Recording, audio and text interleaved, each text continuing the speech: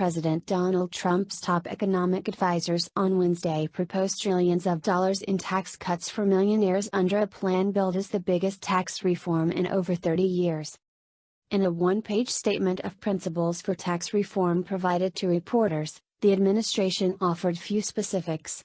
They did insist on three major perks for the wealthy, however: reducing the tax rate on stocks, bonds and real estate investments, eliminating inheritance taxes for millionaire heirs and heiresses, and bringing down the tax rate on the largest corporations to less than half of what it is now.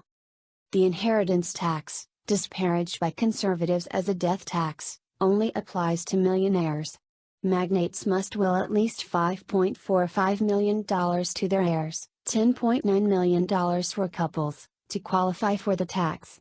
Heirs and heiresses pay an average rate of 16.6% on these inheritances, according to the Center on Budget and Policy Priorities, generating about $275 billion for the government over 10 years.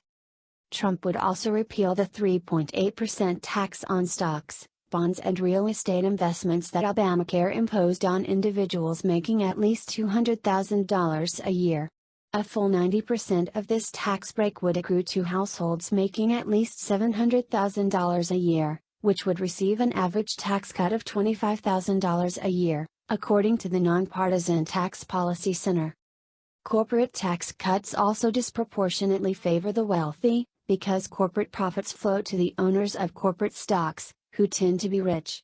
More than 92.8% of households making at least $250,000 a year own at least $10,000 in stock, according to research from New York University economist Edward N. Wolf, compared with just 19.1% of households that earn $25,000 to $49,999.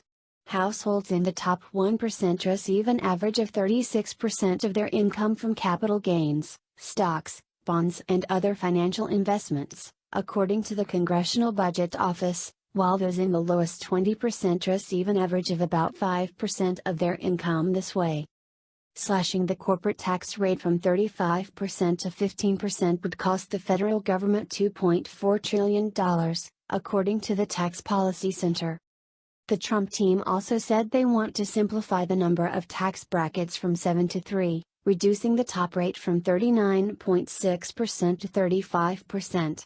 Trump's team did not specify what income levels would apply to the new brackets, but fewer tax brackets typically result in lower taxes on upper-income individuals.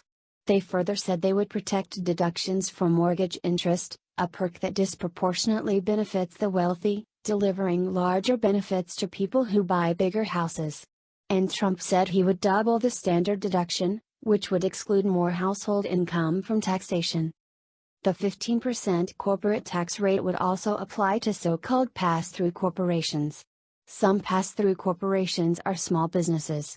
Others, however, are hedge funds, law firms, or vehicles for wealthy people to collect specialty income like book royalties. The plan would also eliminate the alternative minimum tax, which generally benefits the well-off. Other details of the tax plan will be hashed out in negotiations with Congress.